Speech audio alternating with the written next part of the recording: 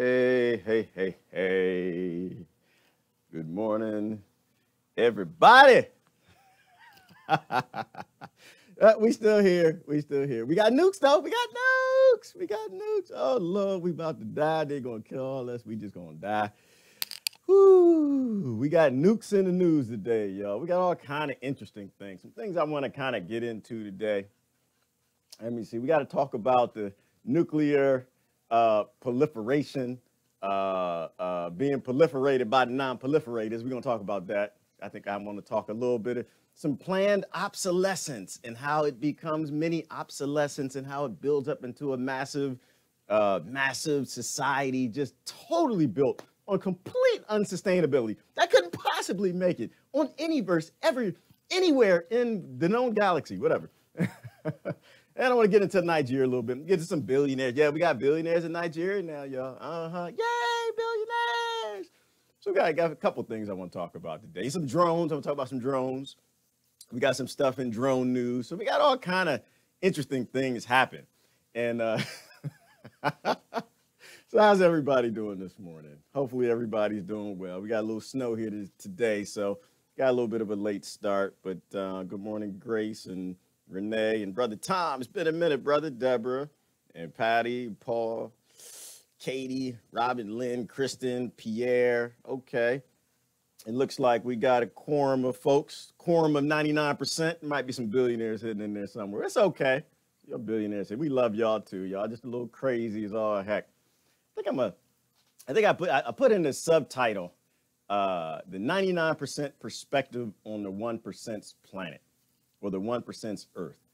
And I like to put stuff out there like that because I think people that look at it and first of all, they're trying to think, what the heck is this about? But it's a reality, right? Like to me, the breath of fresh air is the reality in that we now know this is not ours. We don't own any of this, okay? We're just living here. We're just cattle and some fences fighting over, who pooed on my hoof and urinated on the side because we're all packed in. We're on a human farm called the Earth. But we've decided as the 99% that it is the place of the 1%, and not even 1%, it's what, the 1% of the 1%? It is their place to rule us.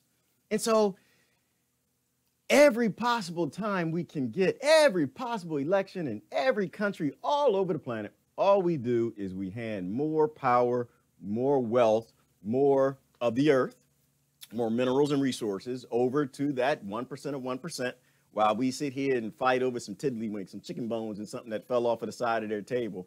And they just laugh. They're laughing all the way. I kind of hope, though, that they hurry up and get that spaceship that I guess they're going to Mars or something. They're going to live in space or something. I hope they hurry up and go. The shame is they probably won't go till this one gets blown up. They'll probably keep using us to keep mining stuff and collecting stuff. And they do that by just keeping us fighting. So my take on everything is I really don't care about the 1%'s perspective, which is basically mainstream media. Everything in mainstream is always about the 1%, feeding this stuff down to us in a way that's palatable. Like I was looking at stuff from Nigeria today, which is interesting to me, and I'll say why, but just the way everything is spoon-fed. It's like, we're being taught to worship wealth. We're being taught to worship wealth acquisition. We train our children up to become these millionaires and billionaires. And millionaires, y'all poor, so I'm not really messing with y'all. But, these billionaires. And so we're clapping and we're happy. And even if they can't become that, we indoctrinate them to go get a job and work for the billionaires, because that's a great thing, to continue to hand the world over to these unsustainable people in this unsustainable mess before they get the hell out of here. So anyway, that was kind of a little bit of a welcome to anybody who's not familiar with our little family that we're growing here. I will warn you, however, let me warn you, my friends are a little rough. They love you to death. They do. These are nice people. These are good people. They love you to death. But they're a little rough. These people got some facts. So if you want to post some comments, all comments are allowed, all discussion. Everybody's open. We don't care who you are.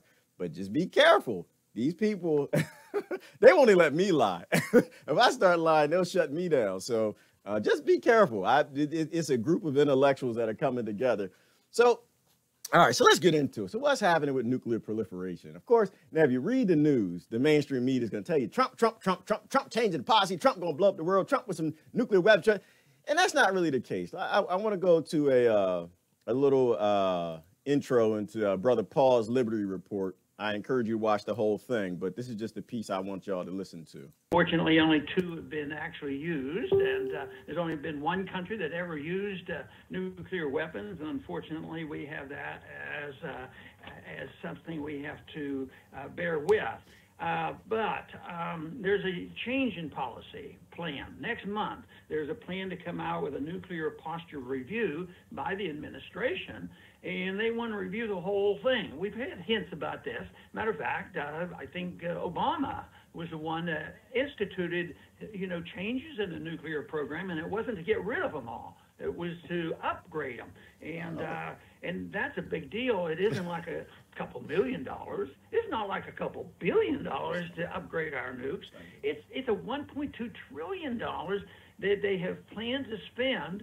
And some people say, well, Trump's doing all this. Well, Trump's participating right now, but it really started, the upgrading started with Obama. Even though all presidents have more or less supported always leaving on the table the first strike. Nothing is off the table. You hear that so often. But, of course, we take a position where that's overkill, overuse, and that we have to do some other things. And there's reason to challenge this whole business of upgrading. And not only that, Daniel, he wants to build new ones, which are more dangerous. Not bigger, but more dangerous. Yeah, and then the 2. So, and I posted it. You guys can watch it. It's Ron Paul Liberty Report. Definitely take it. Brother Paul, this is why I love Brother Paul. I love Brother Paul because he doesn't pull out any punches. He's getting a little up there in age, but he doesn't, he has no interest in your politics. He is I don't know what party he's even a member of anymore, but the point is, he doesn't care who you are. He's just going to say the truth. So that's what I love. So the reality where we are. So this is the problem with letting the countries that proliferate the nuclear weapons lead the anti-proliferation effort. Because what does it mean? It means you don't get any nukes. That's what that means. And it means if you don't have nukes, we can take any minerals you want. We can take your oil. We can do whatever we want. It's kind of like the whole socialism is for the socialism's for the wealthy and capitalism's for the poor, that whole quote we were talking about yesterday, which makes perfectly good sense. What doesn't make sense is to trust any country, any government that's talking about nuclear proliferation and they got weapons. So I had to clarify that to begin with, because you start talking about stuff, people got their little guilds and sides, and what'd he say about Obama? He say something about Trump. Ignore the headlines, it has nothing to do with that. All the presidents, they pretty much do all the same damn thing. Like when it comes to important things, things that keep the billions and trillions funneling, they all do the same exact thing. When it comes to murdering kids and dropping bombs on them, they all do the same thing. So from my friends and family, my group, what we care about human rights, right? We care about don't murder people. Human rights, survival, life, like sustainability, let the earth continue. So the little mini things that the presidents do that are different, we don't care about. The little mini things that the parties do that are a little different, completely uninteresting. What's interesting is that they all do the same thing. So, of course, Obama went through the major upgrade. I don't like to say the name. It's just because you say the name. The last administration, they upgraded all the nuclear weapons. And they spent trillions of dollars doing it. Let me ask you again. You go knock on the door of Washington, they're going to give you some money. They're going to give you some health care. They're going to give you some chicken bones. Will they give you an organic garden? Will they give you anything? No, they won't give you a damn thing. But ISIS did that. And what ISIS get? ISIS got $1 billion a year. Y'all, I'm going to repeat that from yesterday. $1 billion a year. $1 billion a year. And you don't get a daggone thing. So this is why I get to this point where, our president, we put him in office. No, he's not your president. He did not belong to you. They said, well, our last president, no, wasn't your president either. Don't belong. They belong to banks. They belong to the military, war industry, the pharmaceutical industries, and all the oligarchs that run this entire planet. So the other thing that we're getting is we're getting the little nukes. As if the big nukes weren't big enough of a problem, we get the little nukes. Why? Because they want to convince you of a couple things, and they want to normalize a lot of this stuff. That hey, it's okay to use a little nuke. It's okay to have a first strike and be a little nuker, because little nukers are safe. Like all the fluoride in the water, all the chlorine in the water, all the pharmaceuticals, Viagra, the chemicals, the pesticides, herbicides, as if all of that isn't bad enough, now they want to start dropping nukes, and they want to do it first. So you kind of think about that. Think about that a little bit. Think about the whole idea of accepting whatever, the only country that ever dropped nuclear weapons, you're supposed to ignore whatever they say about what they want to do with nuclear weapons. They are up to something. And by they, I don't mean Americans. And I don't mean America, because America doesn't exist. I know that they got rid of these nation things probably a century ago, and they just didn't tell us. All right. This is all about oligarchs, bank structures, and ownership of different countries. And so they're playing this game, and America is the military of these different groups. And that's why nothing we do anywhere around the world makes any daggone sense. And so very scary time that we're walking into, where they're normalizing the idea that it's a good idea to shoot mini nukes anywhere. Thank you, Sam. Yeah, and they are all together. They're all together. They're all on the same page. And it's important for us to, I think, to think about it, to know about it, and to talk about it, because when our friends and family and people who just are out of the loop and don't get it, they start to say these things, you have to shut them down. You have to be honest with them, and you have to give them the facts. Because continuing this whole partisan thing where people around the world are divided amongst their governments, not just the American government, that's how we got here. That's how we gave the earth to the 0.01%, because we continue to fight in their wars. We continue to funnel them. We continue to support them. And then when people around us say really, I got to be careful with my words, really ignorant in a loving way, in a very loving way, very just uninformed, we don't stop them and give them the facts. And I'm not saying that people will embrace the facts when you give that to them, but you got to give it to them, because that's the only way that the 99% might get back control of maybe some little spots on the earth somewhere. Is we have to start working together. We got to stop letting them divide us up on silly stuff. And that's why I was into the race yesterday. I know it's all talk about racing. Everyone watches. It's crazy, but you have to break these things down. We got to set this stuff in the back, right? If you're upset with me from yesterday, just kind of take that little ball of upsetness that he doesn't agree with me on this whole race thing and getting together. Take that little ball. It's a racist ball, but take that. It's a well-meaning racist ball, though. There's just pride and racism. Okay, but take that little ball you got and just put it in the back. Just put it in the back for a minute. We got bigger problems. We got bigger things that we need to deal with. And this is what I was talking about yesterday. We have to bring this world back to some level of control. We have to bring some sort of sense of common sense back into the direction of all of this. And so it was interesting. I posted something this morning. I was looking at, oh my goodness, there was and it was an old report. It was about planned obsolescence, right? In terms of these stupid automobiles that we drive, and this idea that we're going to ride around in these things that are technology that's over 100 years old, an engine that uses gasoline. But you know, the thing I don't think about, and I don't think we think about, is all the other unsustainable parts about it. Yes, I had to take down the picture, Trump's picture, because even, all right, I'm gonna say this. Even Dr. Paul, right? I mean, even me, us, all of us, sometimes we fall into it. Because if the media is constantly putting up pictures of Trump or Obama or Clinton or whatever, it's easy for us to fall into that identity thing, because we see their faces and it's associated with bad things and words. It's like your subconscious, it processes, what is it, something like 90% of everything it sees as pure raw data. So the reason I took that down, this is just a quick example. I'll get back to my obsolescence example. But the reason I took it down is because when you look at Trump's face or Obama's face or Clinton's face or Bush's face, or whoever the leaders of your country are, their face and some text under it or a picture of a nuclear bomb, I'm going to put it back up so I can get the example works. When you see that face and a nuclear bomb next to it, your subconscious is just taking in the raw data. And it's associating that face with something really, really horrible, the greatest evil on the planet. And I guarantee that even Dr. Paul didn't mean to do that. But this is how it goes. And this is why we have to be very careful. I got to take it down. We got to be very careful with imagery. And it's not that he's a good guy. It's not that he's a bad guy. My perspective, again, has not changed.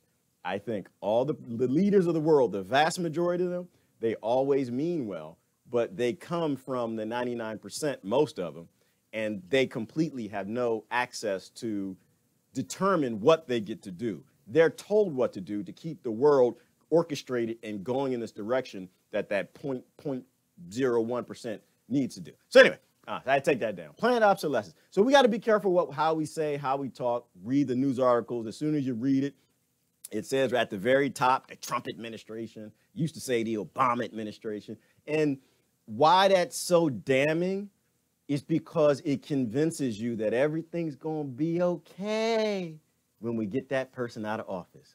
So we need to put all our energies into making them a racist. We got to put all these energies and making them to this great evil. He's the monster and the demon, and everything's going to be okay. And this is what they did the last administration. Obama is the demon. He's a monkey. He's Muslim. And he got ties to the Muslim brothership and all that stuff. And he ain't got no birth certificate. And I don't even know if any of that's true. I know my friends will post some links. But the point is that they guide you in this direction of everything's going to be okay when you take down this side effect. And you tell me, from a medical perspective, is everything okay when you treat the side effect? No, because you're still going to die of some damn cancer. So we got to focus on the cancer of the world, and that's that 0.1%. It's this greed. It's this indoctrination that we all have, and I still have. And every time we see it, we got to cut it out, right? So when I can post an article for something and the names of the presidents and the leaders don't have to be, I kind of wipe it out. Because I can wipe it out, one, if it's text, but it's because it's feeding into this narrative that you need to focus on a side effect and not the actual greed and that 0.10% that runs the planet. So anyway, planned obsolescence. So this was great. It was I'm not sure if I posted it. It was an example of, dag nabbit. You know, in fact, I might have to show it to you. I might have to show you a piece of it. Because my thing, it just dimmed on me, and it just had occurred to me that I got to plug in. This is another unsustainable thing. I think free energy exists. There's no reason to plug in laptops, but I think we plug in our laptops because of free energy. It means they can't make any money from this broadcast because I'm running down electricity because we're not pulling energy out of the sky or out of the earth where they know. Was it Magno Electric? Anyway, long story. Look up Nikola Tesla. He'll tell you, it'll bless you. I'm looking for it. It was a report on oil, and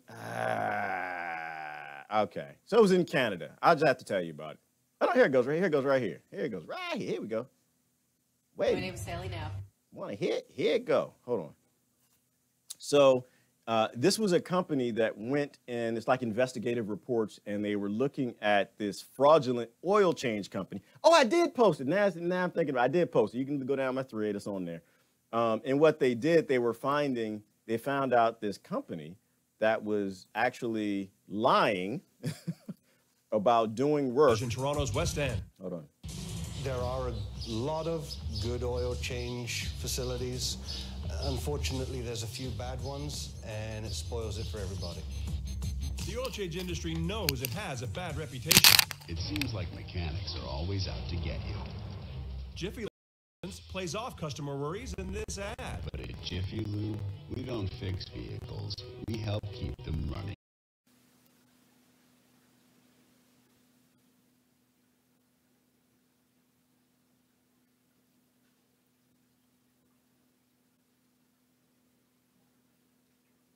Uh-oh.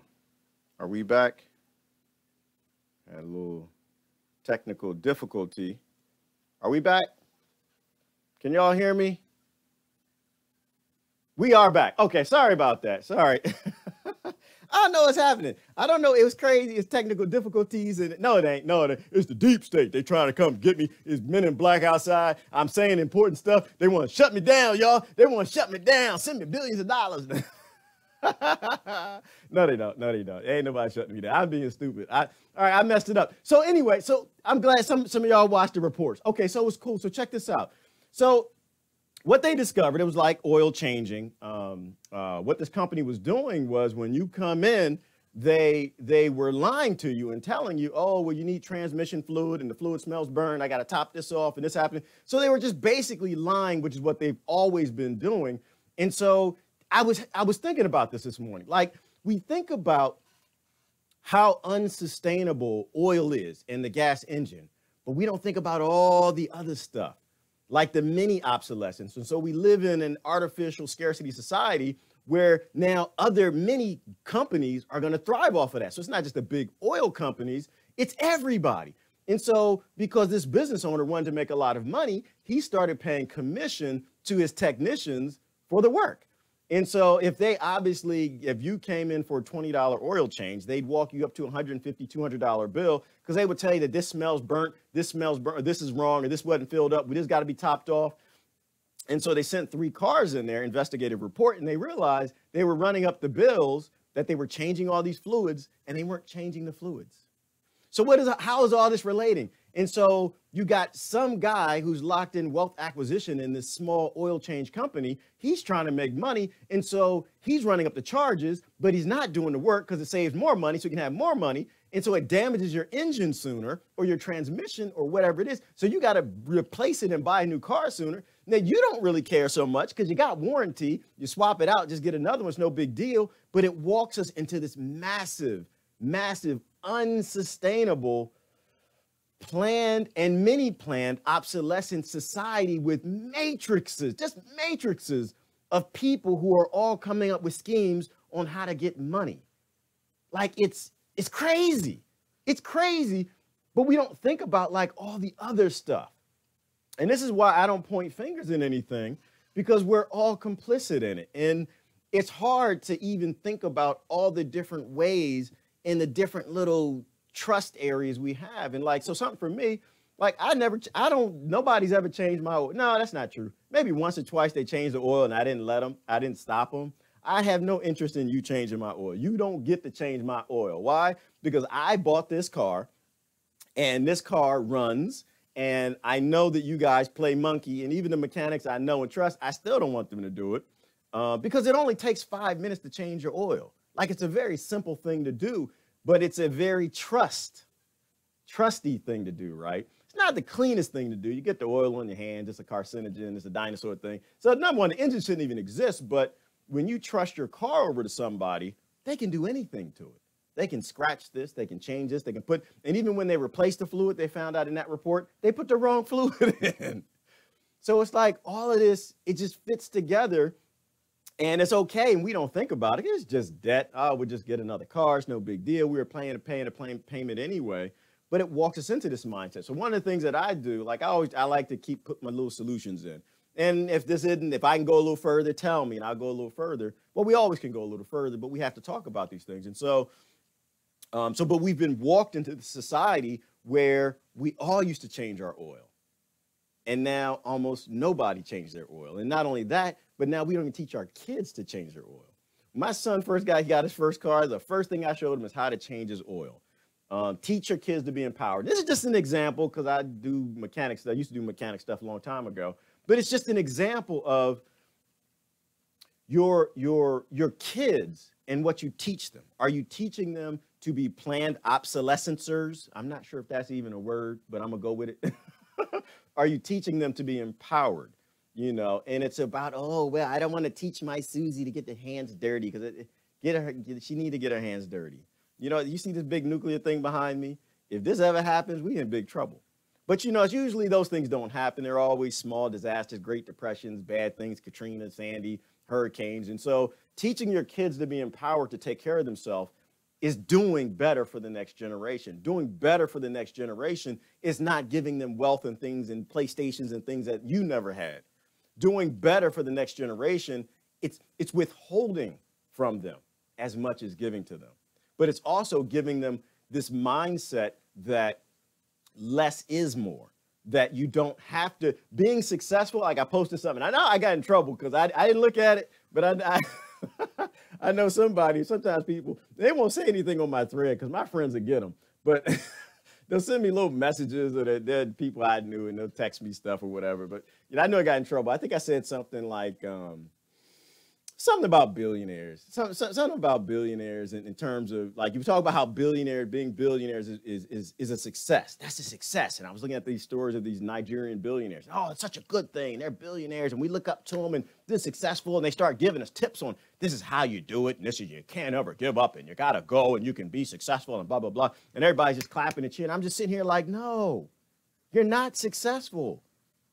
If you are a billionaire, it means you succeeded in one thing. In a world with billions of very important values, you succeeded in one thing. You succeeded in hoarding from people billions of something that they die without. Yes, you succeeded in that. But that's not a good thing. That's a thing of shame. That is a thing of immense shame. You should wake up every day feeling bad about yourself. Now, mind you, there might be some billionaires that are kind of doing little philanthropy stuff. But if you got that much of something that people die for every couple seconds in this world, that's not a good thing. It's a horrible thing. And so I know I got in trouble. I think I said something like, what did I say? I have to go back and look at that. I get these thoughts that come to my mind. It's like, oh, man, I got to share this. And of course, then I get... I get in trouble for it. But hold on, I have to pull something up for a second. I think my exact little silly thing, what did I say? I think I said something about billionaires are successful in only one category, but a failure in all values. Don't worship what should be shamed. We do have to get to a place where we start shaming these people who shouldn't exist. I didn't get in trouble. Nobody hit me on anything yet. They will. They're coming. But, yeah, and this was one of them. So I was going, and we'll get into the Nigeria stuff, but I was going down into this this billionaire, couple billionaires in Nigeria. Where are we at with the news? I'm sorry. Let me get over to the news. I have to grab my notes. So another interesting thing, though, that I was looking at this morning in terms of Palestine. So they are actually deciding, as Jerusalem is the capital, and they're giving more money, and Israel is getting more weapons. Well, they're always getting weapons, so that's nothing. But they're going to cut back on the money going to the Palestinians. There was a quick little, let me see if I can pull this up real quick. There was a news clip that talked about how we're cutting funding to Palestinians who, they use the money for food and water and, all that stuff that people just don't need. The stuff that, it's a waste to actually give that over to them. And what was the name of the organization? Here we go. UNRWA. We're cutting back funding to UNRWA because there's a billionaire somewhere that needs some money. Okay. I'm not sure what that article's about, but that's that they even got 1% commercials where they lie about stuff and they send this stuff over. Hold on. Oh man, I gotta watch the whole daggone commercial. What is this they do? Global emissions or U.S. emissions? What are they trying to do? It's a bank, Financial Times. What? Don't settle for less. Oh, see, okay. I can't skip it. Man, that's just tyranny. You can't skip stuff. After years of conflict and poverty, millions of Palestinians rely on UNRWA. They will be devastated by this announcement. They should not cut the aid. People here are sick and poor and have nothing to support themselves. People here can't afford to buy bread. So why does the U.S. say it's taking this action?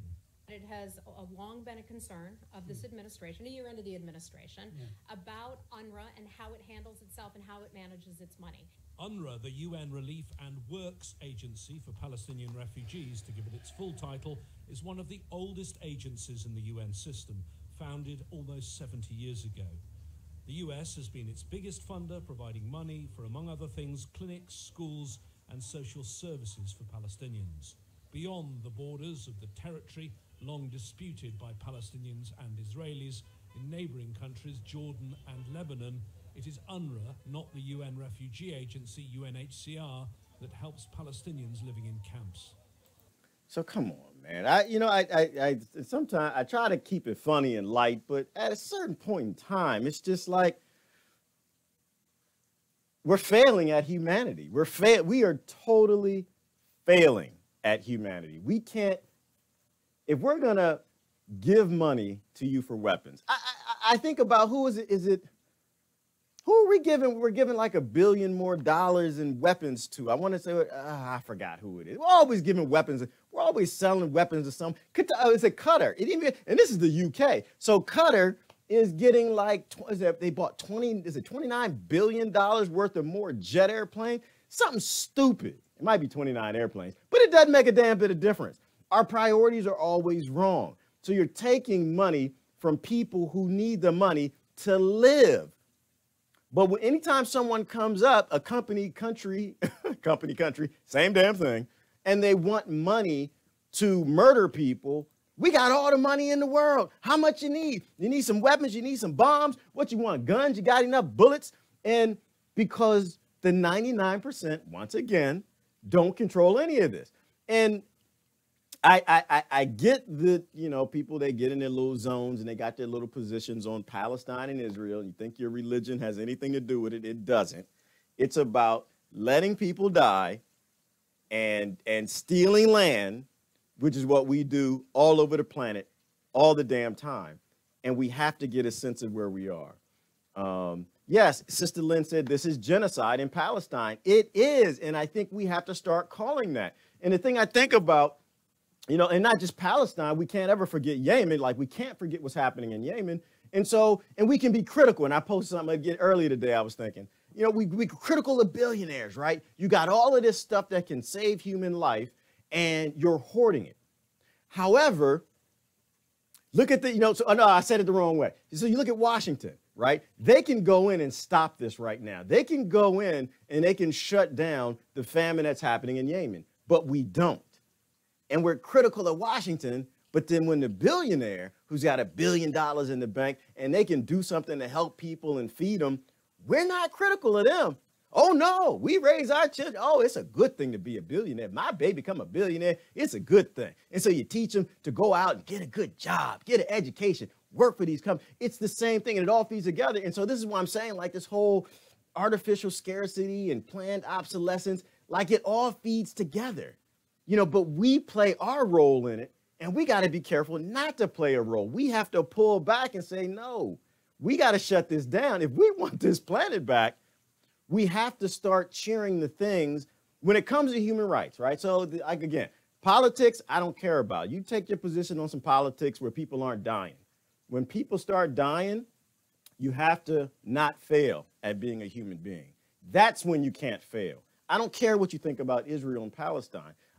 When it comes to somebody dying from a lack of food, you got to take the human position. Good example, California. I don't even know what happened there. I didn't look at it. I don't think they posted a ton of stuff on it yet. But the 12 or 13 kids they found that were tied up and chained up in their house, being starved to death by their mother and their father. Why in the heck would you sit back and then, of course, they said there's some sort of religious attachment. Why? Whoa, before you start taking a position on this, like, how in the hell? Well, it could be an old tradition, and it could be, fasting. It could be, hey, whoa. If people are starving other people, it's never a good thing. Never a good thing. So I don't think they even put a lot of information out on that yet. So I want to look at that. And so, but it all kind of feeds together. And the other thing, so some drones made it over to Russia. Let's see if I can show this without a camera. I hate commercials. Man, I hate commercials. So some drones made it over, not to Russia, just within Syria, and they grabbed the drones. I want to talk about drones for a little bit. Let's talk about some drones. Look at this. Russians get swarmed by armed drones. Russia has identified the source of a drone attack that targeted in Syria. The drones were launched from a village in southern Idlib province, reportedly by forces aiming to destroy Russian relations with Iran and Turkey. On January 6th, the Russian Defense Forces detected 10 drones approaching Khmeimim Air Base and another 3 targeting a naval base in Tartus, Syria. The drones were assembled using a simple engine and cheap materials. Each carried 8 to 10 bombs stuffed with PETN explosives. So we don't have to go into the details. The bottom line is, so everybody has drones, right? We actually built those when we were kids. That was one of my science fair projects. I built a little remote controlled airplane. So, but they weren't drones. But drone technology, this is what I'm saying. One, it's not new. It's very, very old technology. And they've been working on this for a very long time. And so what is the push for drones and robots? Like we talk about, they push for this stuff because it means the 99%. If y'all is slow in waking up, you can't take the world back because they don't need you anymore. That's the push for automation in warfare, because when they have the automation, they can tell you goodbye. They don't need you. You can form a little union. I'm saying it this way for a reason. You can form a little union if you want to. Get your 99% together. You want your Earth back? You can't have it back. Because there was a time when you had to get people convinced to take up swords. You had to starve them to go out and fight warfare. And today, you lie to them in the media. You convince them that it's a good idea to go fight for freedom. Troops come back and they say it's all a lie. But then now, when they have robots, they don't need you. They don't need to starve your families to take up a sword and go fight France or whoever they want to go fight. They don't need you to pick up a gun and go shoot because they needed less to even do that. They don't need 100,000 troops. They only need tens of thousands troops now. And very soon, they only need a couple hundred because they'll have the drones to do it. But, which is why I don't think we have a whole lot of time to try to take our world back, but it requires that we put on a filter.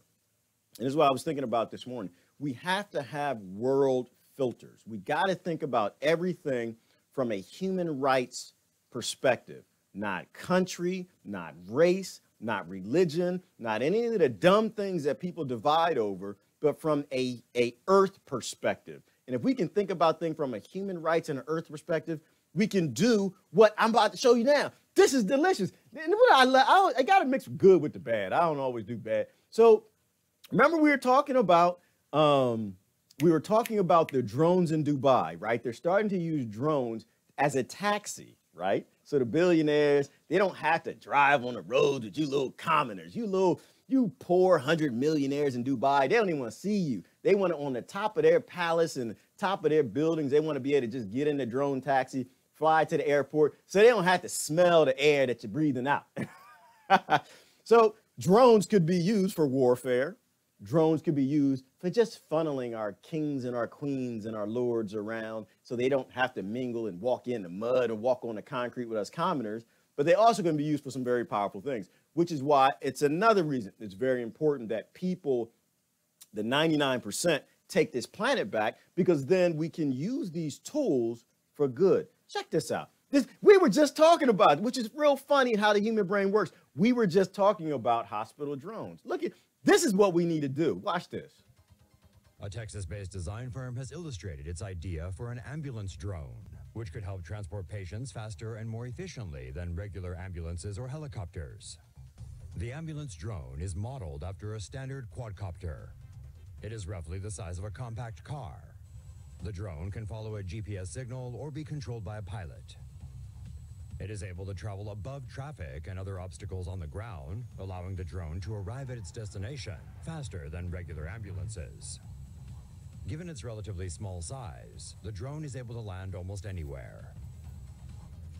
There is enough space inside for one patient and a medical worker. I mean, come on, how crazy is that? I'll have to post, if y'all want to see this one, I'll post it. You got to take a look at it. But how crazy is that? Using technology that all of our ancestors made. I don't care who you are. If you're watching this, your ancestors made something that's in that drone. Whether it's a wheel, a motor, a bearing, or whatever it is, they had a part in that. So this is why I say, and I appreciate the fact that a Texas company did it. Love y'all to death. Great idea. But the reality is it's not your technology. It is not your patent. And as human beings, if we got $10 billion to go fight wars all the time. You mean to tell me you don't think if we actually ran our government, we could put drone helicopters on the top of every building in every city and it would cost less than war? Everybody knows someone who died in an accident. But beyond that, what about for choking kids? What about that? Y'all remember that device? What was that little device they had when I fall and I can't get up? The old lady, I know, they don't have a commercial anyway. It's an old lady, she's walking, she got a device. She's in the house, the walker falls, she fall down. And I falling and I can't get up. And the emergency responders come. That's where we need to go with this. Like, imagine if people, oh man, gosh, good brother of mine, a few years back, came home, found his mother, you know, she passed out in his house and she died. And these things don't actually have to happen, right? This stuff happens because we're dumb. I don't want to say it another way, but we are. We're dumb. We're stupid. We're lost. We're dumb because we're talking about how racist somebody is as opposed to getting up with the people who know how to solve racism, solving racism, grouping up and saying, no, we want our world back. We don't want to talk about who's the most racist. We don't want to see who can make the most money. We don't see who can get the best job. We want to fix the freaking planet. We got all this technology now to take us to a paradigm shift to a place where people actually don't die, perhaps, in car accidents, where kids who are choking at school, an ambulance can be on them. It can be the drone type of thing we talked about, where, you know, the teacher sees some kid choking at the classroom in the cafeteria, presses a button, the drone already is in the air on the way. By the time the teacher gets to the child, starts CPR, you got a medic that's running out in the front of the school in to help the child. Like, from a human rights perspective, human rights, we need green drones. We don't need a damn predator drone to do any more thing. And this is why I don't laugh when they post that video, and I won't say the name of the last president who said, oh, you want to do something? I got a joke for you. Predator drones. Ha, ha, ha, ha, ha. And everybody in the crowd just clapping like, oh, you so we love you, president. We love. Dumb, stupid, ignorant. All right, I'm not going to get too mad on that. I get annoyed. Because we do this, right? I don't blame the presidents. I don't. I blame us because we're the ones who clap for the ignorance. We don't force them to do things like this, right? We go along with it. Oh, well, Kim Jong Il is crazy, so I guess it makes sense. It don't make no damn sense. That man wants a nuclear weapon, little rocket man. He wants it because he needs it. That's why he needs it, because the nuclear proliferators, the anti-nuclear proliferators, they're proliferating. So, of course, everybody's going to get nukes, and everybody cheers it, claps it, they go along with it instead of doing this. Boo! The very first time your president says something dumb, your leader, it's not just America, UK too, most of the Western world, unfortunately, a lot of the third world, they're falling prey to all of this, but you gotta start booing people based on them saying something dumb. It's like a child, you're raising a child. Think about this. What would happen to your child if you raised your child and you clapped at everything they did? Everything they did was good, baby. You spilled milk on the floor. Oh, that's so good. Oh, baby, you killed a cat outside. You killed a squirrel. Oh, that's so nice. You know, what if you actually never corrected your child? You would make a monster. What do you think happens to a world where people fall into identity politics and they never boo their leaders? They never boo their presidents. You make a spoiled, rotten leadership, and they're capable of anything, and they will do anything because they know you will support them, even when they start talking about murdering people. Let me keep moving. I get the going, and I'm just like, ugh! It's like, we can't get it. We got to get. Being a billionaire is a failure of humanity. That's what that is. Don't clap for that. Being a billionaire is a failure of your humanity. When your neighbor buys a new car, here's a good example. I used to work in a place. Oh, man, they had the nicest cars. I didn't have a nice car. They all had nice cars. See, I was raised a little different. I had a Volkswagen Bug with a hole in the passenger side. If I rode you home from school, you had to hold your feet up in the air. You couldn't put your feet down because you'd be dragging on the floor. You know, I drove that Volkswagen Bug through college, but I was raised a little differently. But this is how we have to raise our kids. I worked at a place, oh man, every year they were buying new cars. Oh, they were buying a new BMW, the new truck. Everybody escalating. And, oh, he bought this, so I got to buy this. And they buy this. Cars they couldn't afford. Nobody could afford all them cars. Just buying big, ignorant cars, ridiculous. And I'm just sitting here thinking, what would happen if when your neighbor bought a new truck, instead of saying, oh, going home, baby, maybe we should buy a new car, trying to keep up with the Joneses. What if you said, oh, dang, Bob, why'd you do that? What was wrong with your old car? Oh, it's getting old. I sold it. I wanted something new, needed something a little bigger. Really? Wow, that big? You know, Bob, we have a problem with the world right now. You know, we're unsustainable. And you know that most of the small electronics in that car, you know they're mined on slave labor, don't you? Did you know that? Did you know? Oh, yeah, in the Congo. Oh, yeah, all over Africa and South America. And they murder people in those countries. They make them slave labor. And they murder people in the Middle East for the oil to drive it because it's so much bigger. Man, Bob, you sure that was a good idea?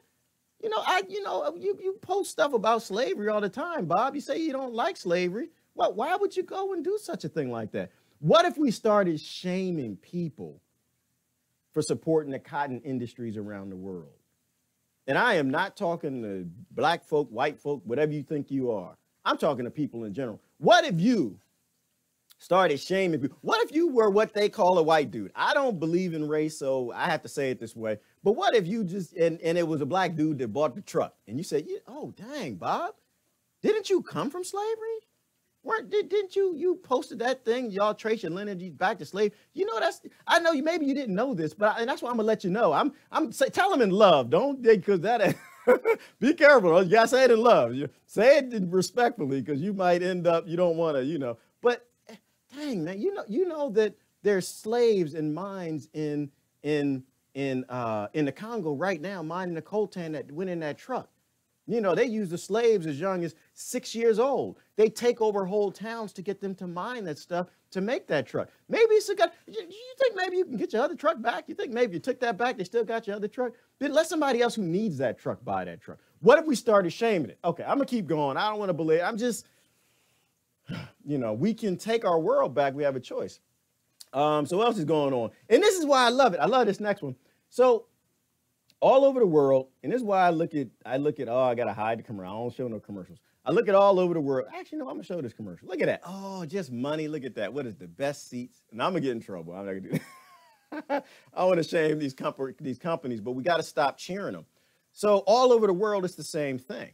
And so a neat thing about this is when you know what's happening in your country, you can look at the world news and you can see the relationships all over the world, you know, that the same narratives, the same lies, the same games that they play in your country, they do in other countries all over the world. And so it's important, if you pay attention, this one's slow to queue up, so I may not even show it. But bottom line is there's a website in the Philippines. In the Philippines, it's called the Rappler website, News Rappler. And the Rappler website, it's known for being anti-Duterte. Me personally, I think Duterte is trying to do some of the right things. I have a lot of friends in the Philippines, and they debate whether or not he's a good guy, bad guy. You know, I'm completely against this whole war on drugs and people putting people in prison over plants. He's big on that. But what he did is they're saying he shut down this website. Now, it was a news website. And this is what I mean about being true. So even though I think Duterte is trying to do good, when you start to censor people, here, let me show this to you. It's not a good thing.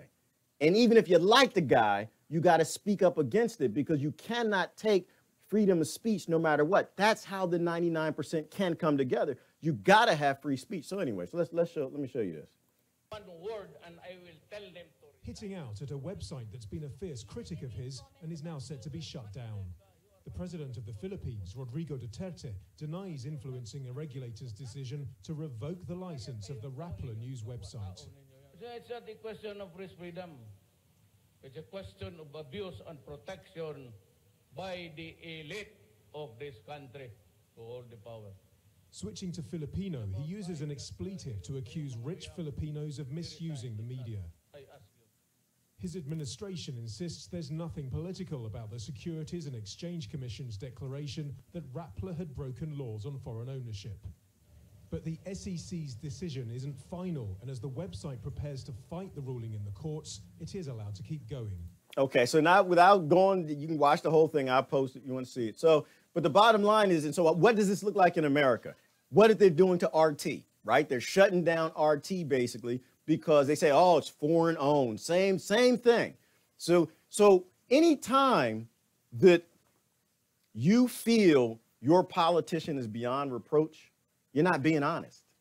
You're not being honest. Reproach is how we get somewhere, right? Our ancestors used to call it truth, right? If your politician is a good guy, you put him in and you critique him. Like, that's the right thing to do. It's like, again, raising a toddler. And anytime you have a leader who feels they're beyond reproach, they're not willing to answer the hard questions. They don't want to be asked the hard questions. That's somebody who's hiding something.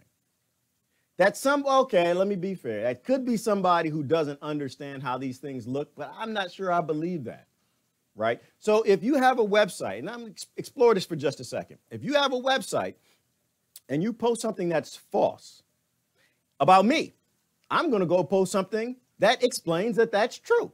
That's false with the true link.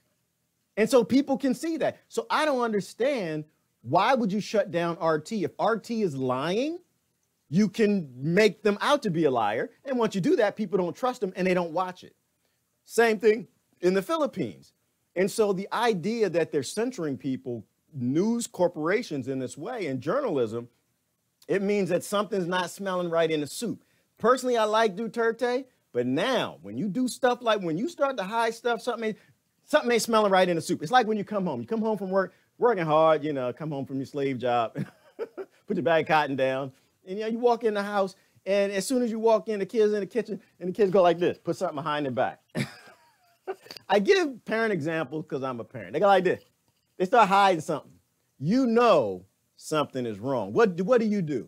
Do you just walk to your bedroom? Oh, okay, baby. Okay, y'all have fun. Keep playing. Walk to the bedroom, go to sleep. No. It could be a gun, could be a knife. Damn, it could be one of the neighbor's kids tied up and they got him behind his back. You have, as a parent, because you are responsible for growing this child, you got to get involved. What the hell are you doing? Turn around. Let me see what's in your hands. Is it a dead bird? Do I need to call a psychologist? Are you a psychopath? Did I fail as a parent? You got to solve that problem because you're releasing a child into this world and you don't want them to be crazy. So the same thing with your politician. When they start hiding stuff, they wage a war on journalism. They wage a war on whistleblowers. They start shutting down media websites. You have to start to question, what are they hiding? What is the problem? That's who we're supposed to be. And that's the only way we get somewhere, is we got to understand. It's like, you don't want to raise a psychopath and release him into the world. Why in the hell would you make a leader a psychopath by letting them stay beyond reproach? Why are you in this game, right? Why are you in this game? Like, I get in trouble. Sometimes people will say stuff, why are you always so hard on the liberals? Okay.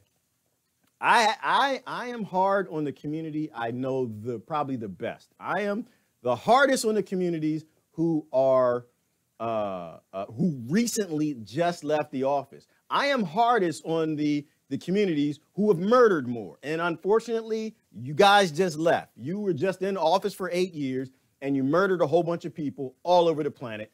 And you just have to embrace that and accept that, if you're still affiliated with that group, right? Doesn't mean that the other side's any better, but it means that that was just the most recent war on whistleblowing, the most recent war on citizens, bolstering powers of the police, building out the police state. Warring, Yemen didn't start with the current president. It started with the prior one. And so if you are a Trump voter, what I'm asking you to think about is acting like an adult.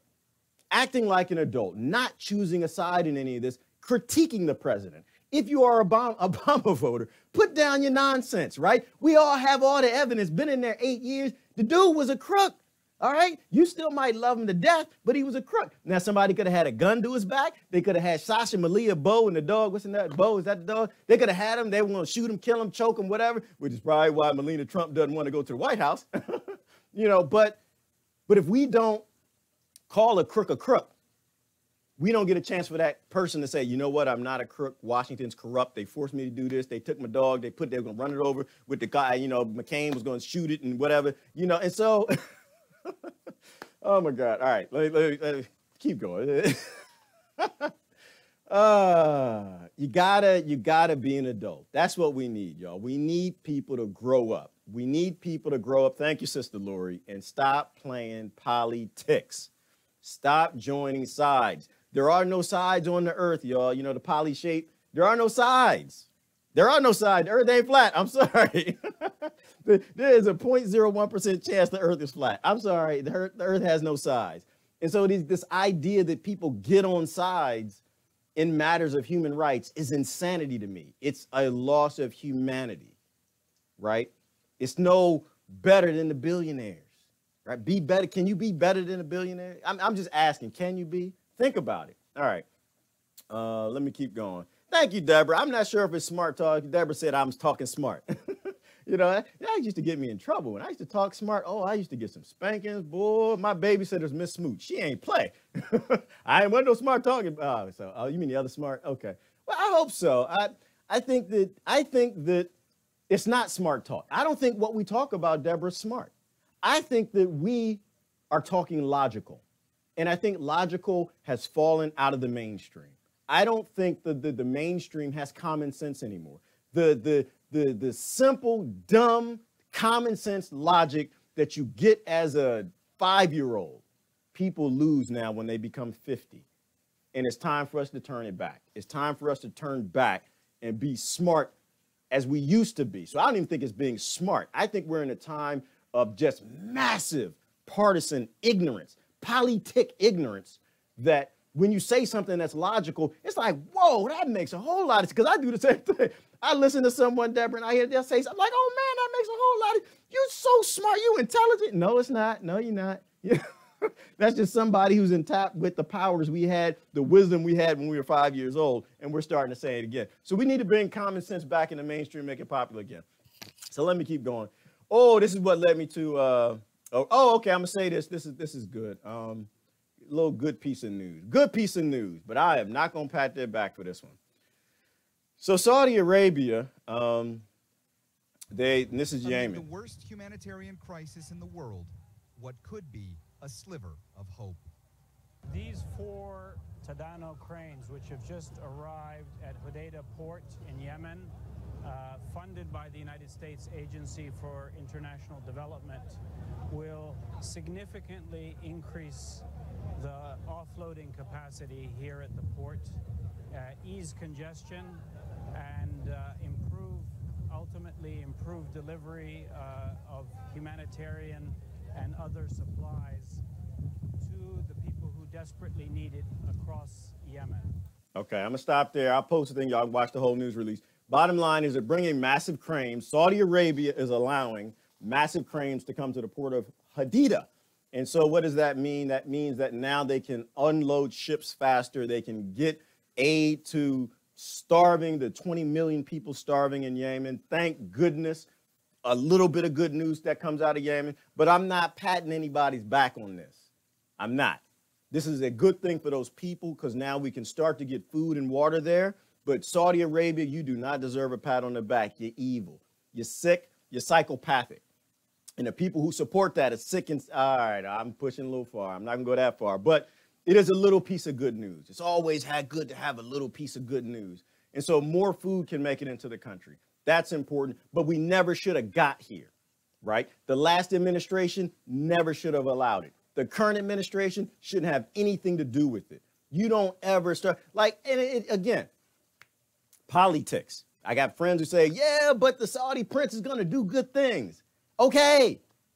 Is murdering 20 million people a good thing? No.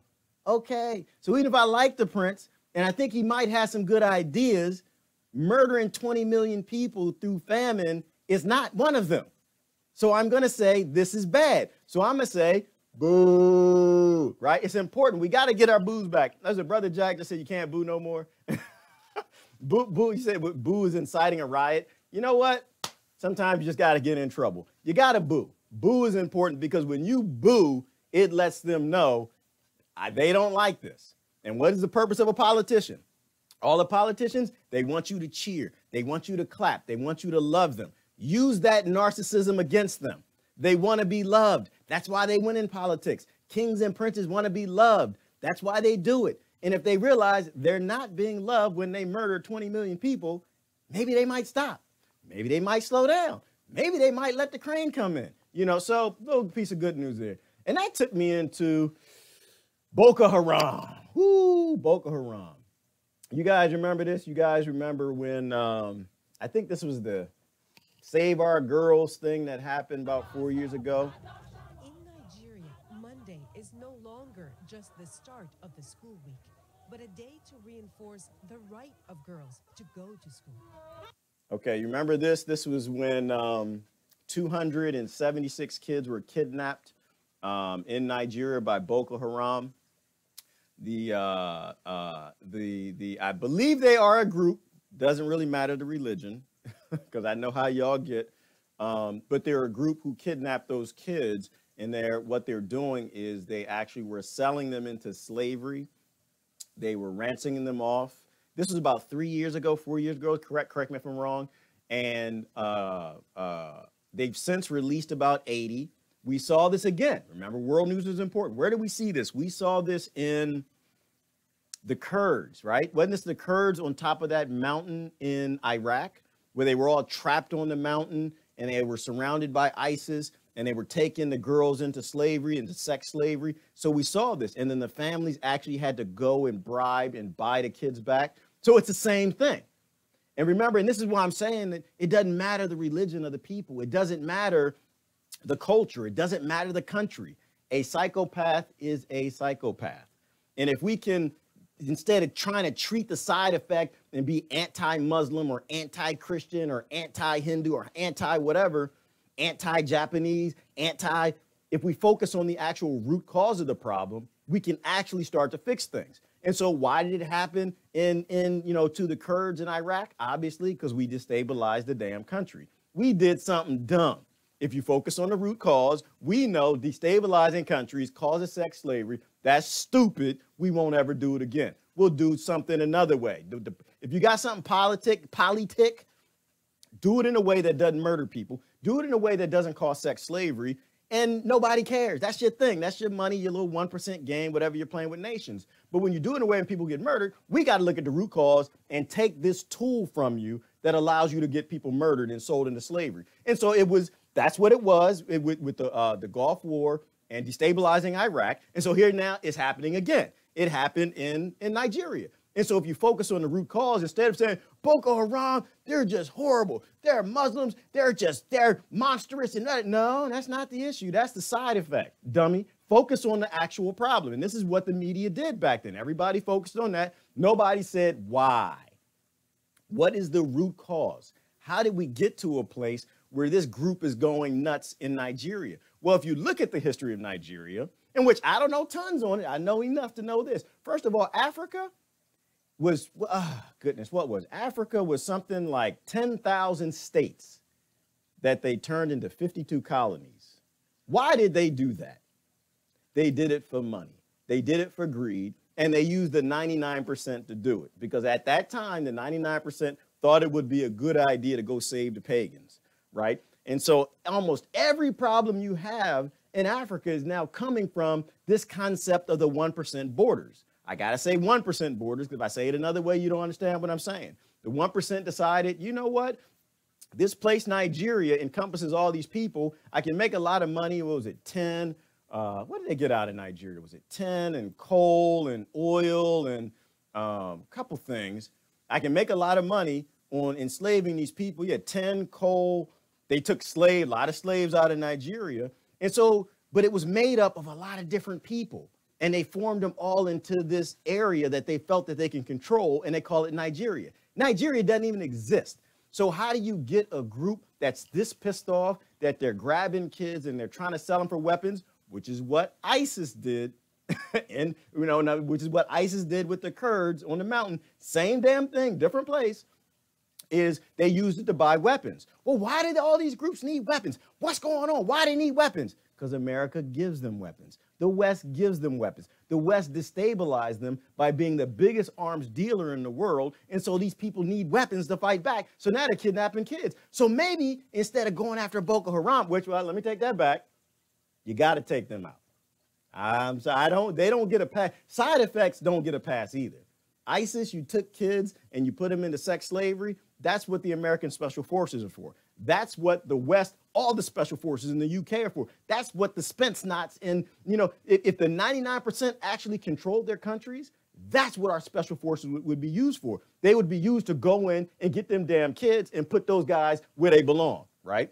So, but then you got to look at the whole issue. You don't let them get off, but you got to handle the actual problem, because this is going to happen again in the next country and the next country and the next country and the next country until we grow the hell up and actually focus on the root cause. And so Nigeria is made up of all these different groups. It never even existed. No, neither did America, neither did Russia, neither did any of these countries and these borders, the 1%. These borders are just financial bank borders where they basically enslave everybody. And, they're cattle fencing because they want to control the resources in that area.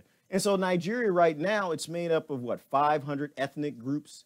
7% of the world's languages are spoken in this place you call Nigeria, of all these diverse people. There are 600 languages currently being spoken in Nigeria, yet they only have 3 religions. Only have 3 religions. Process that for a minute, because that'll start to explain how the problem came about. And you put all of this in one nation. And they got 150, not 150 million. How many people live in Nigeria? It's a lot. It's something like 190 million people, 189 million people live there. And you put all of that in one name, so some billionaires can make an awful lot of money, And so, all right, it's not funny. None of it's funny. But so I started poking around, like, my God, and this was Britain. Y'all did this one. This was one of Britain's colonies. Y'all, you spilled all the milk on this one. But you took all these individual groups of people who all want to live separately. They all had their own little tribes. They had their own little areas, their own little states. And because one group had better weapons than everybody else, they put them all in one boat. You ever hear the old saying that you can't make everybody happy? You damn sure can't make everybody happy if you put them all under one group, and they don't want to be that way. This is the problem with nation building with morons. You can't go to Iraq and build a nation out of a bunch of people who all want to live differently. It's not going to work. But they know that, and they play this game. They're not nation builders. They're not regime changers. They're destabilizers. They know this stuff doesn't work, and when it doesn't work, there's always subgroups in it that they can give weapons to, because that's the #1 business, destabilizing things, to sell weapons to people, to destabilize, to sell weapons to people, to destabilize, and it keeps the price of minerals cheap. It keeps the third world in the third world, if not the fourth world, and they keep making money on slavery, keeping these people back. It's all the same thing. I know, I went off. And so anyway, that led me down the route. So I was looking at all that this morning. That led me down the route to the billionaires, because Nigeria got billionaires. Oh, do they got billionaires. And so now you got everybody cheering the Nigerian billionaires. Yay! Why? Because it's a great thing, isn't it? Oh, how did you make all that money? Can you talk to us? Can you tell us how you made the money? You're such a great guy. Oh, wow, you got tables, people starving and dying in your country. They're kidnapping kids, but you got all this money in Nigeria. Where did it come from? Well, and I'm not going to get into, I don't know who these dudes are. It's KC Light and Big Babaloo. Whatever their names are, I forgot. Some of y'all might know them. But the point is this, is that we continue to empower sellouts in these countries to keep their people impoverished. They get paid off. They don't have to be any sort of skin color. They just got to be somebody willing to sell out the community, hoard a lot of money, and make sure it funnels to these Western countries and these banks, because that's what it's all about.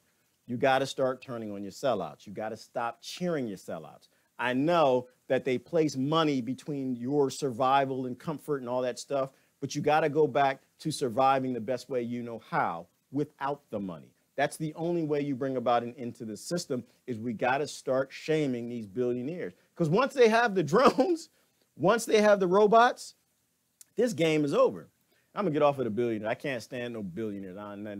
You know, and so the billionaires, they can come back to humanity though, right? They can come back. It's not a permanent condition. Being a billionaire psychopath, I think it's just a temporary loss of humanity. But you can come back. But how we get them to come back is we stop giving them what they want. They want that narcissistic praising. They want you to buy the new car. They want you to praise their lifestyle. They want you to watch the news report where they buy, look at all their wealth. If nobody's looking and nobody cares, then they won't. If they're shamed and wealth is shamed, they'll give more. They'll hoard less. More people will have more. The 99% will gain more control of their world back to try to make sure everybody has more. Thank you, Ty. Yes. Great post, by the way. If y'all don't follow Ty, y'all need to. Ty will have you rolling. Ty is an awesome live stream. Had me cry the other day. You got to stop cheering the sellouts. Stop. Stop. Don't believe the hype. Stop singing that song. Yes, yes, yes, believe the hype. Stop, raging for the machine and start raging against it. Go back to being as smart as we used to be. And so that led me down to that Nigeria. This is a Nigerian wall behind me. This is no, it's not. No, it's not. I'm lying. This is Kiwali. I forgot the name of it. I forgot. Well, hang on. I know I got that.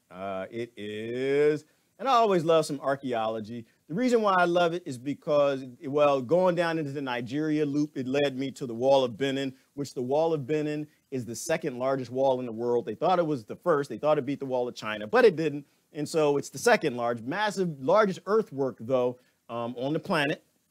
And why is there a wall? What is the Wall of Benin? Same reason. Remember, everything around the world all makes the same sense when you all look at it from a 99% perspective. Why they talk about a wall for Trump? Why does America want a wall? Same exact reason that Benin needed a wall in Africa, in their kingdom. The same reason they did the Great Wall of China, because they're always trying to build some walls because they got to solidify the border. They have to solidify in your mind psychologically that these borders aren't 1% wealth controlling factors. They got to solidify in your mind that they aren't your chains and your shackle, and they are. Because if they can convince you that these borders are good things, they're great things for you, and they're not the things that are going to enslave your children, because it keeps funneling wealth up in these trading block market nation retarded devilish things, then it's going to enslave your children. The good thing about today, though, is we can look back at archaeology and realize they always were building walls. They always were scared of the 99% taking what they got. And so, and this wasn't the Wall of Benin. This is Kiwali. The reason I had it here, it was a great palace. It was one of the wealthiest kings on the east coast of Africa. And so I always like to do this because it has nothing to do with race. Some people say the white man invaded the world. Okay, it's true that the people who invaded the world were white, but the only reason that's the case is because they put the guns that they got from the Chinese people, y'all call them yellow, put it on the boat first. If the Chinese people put the guns on the boat first, we'd all be speaking Mandarin, okay? So it has nothing to do with race. Stop attacking people because of the color of their skin. And so this was the palace, the billionaires back then in Africa, right? And what did they do? They sold most of the people into slavery, or a lot of the people into slavery. And then you look at the history of Nigeria, and they did the same damn thing. The kings, and which is crazy because I forgot the name of the king. She loved slavery. The queen, she loved slavery, and she was selling people into slavery to America. And of course, America, like the white people, no, that's not how that works. Billionaire, psychopath, narcissistic wealth hoarders are everywhere, and you got to turn on them. You have to turn on them. You got to start shaming the hoarding of wealth. And so it's important. It's important I need to bring it down a little bit. I'll bring it down. Okay. People, it's important to not get lost in the 1% narratives about this world.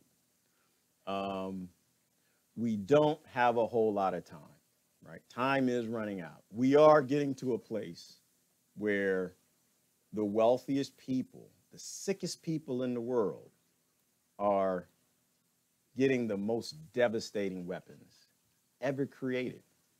If we keep letting this go, we are going to get to a point where they will be using these short-range nukes that they're building out. And they've been trying to do it for a long time.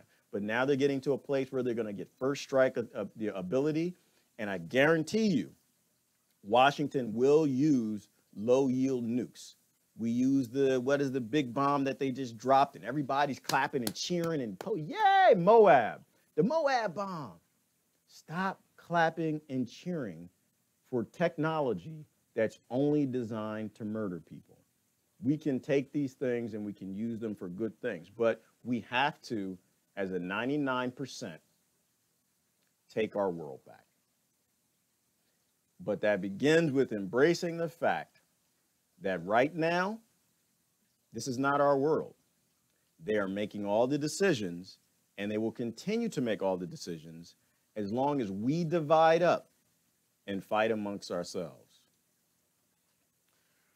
All right, I'm going to take a look at some comments real quick, and then I'm going to get off of here. It was a little bit of a long talk, but there's a lot, and I didn't even get to everything. There's a whole lot of news I didn't even touch yet this morning. Brother Chris said it's a global fight. It is a global fight. Yes, brother. Thank you. It is a global fight. We don't need anybody fighting local anymore. We don't need anybody getting in these little subgroups. We need people fighting on a world level. We need people to put on filters, Brother Chris, world filters. No more little state, local. We need world filters where when we see something that's foul, we call it foul. Even if it comes from our brother, our sister, or a politician that we like. That's how we get somewhere. We got to stop that division. Sister Mary said Britain and the U.S. is no different. They are no different. You know, sister, and this is why I really believe it. I was watching a lecture talk about it a long time ago that nations don't exist anymore. And they just haven't told us.